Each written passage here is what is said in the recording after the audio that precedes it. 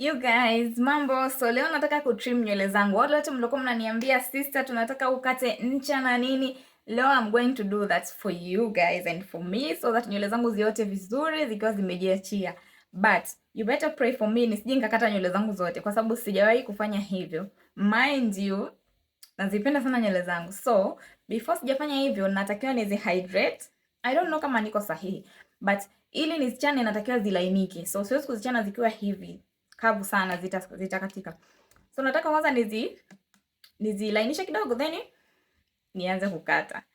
Pray for me.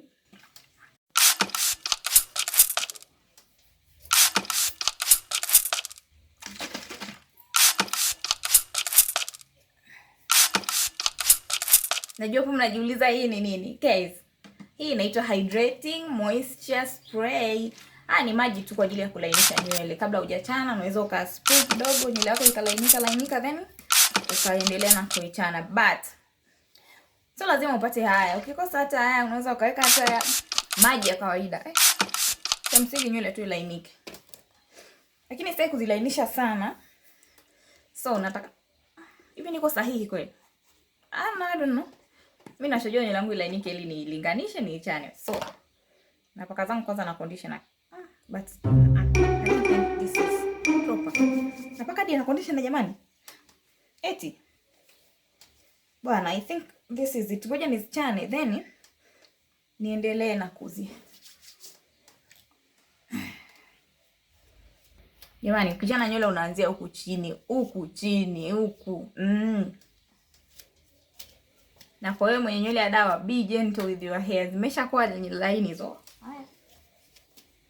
So you guys, nimezilinganisha, naona nizifunge hivi ili nijue naanzia wapi naishia wapi.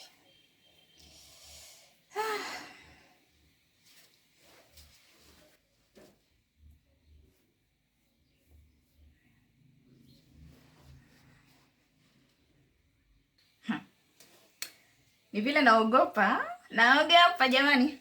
Okay.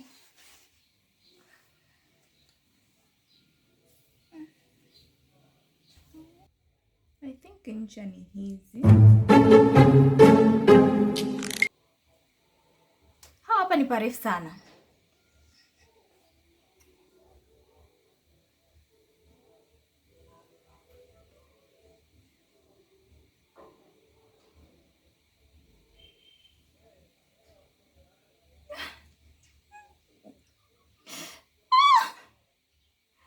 Naogopa.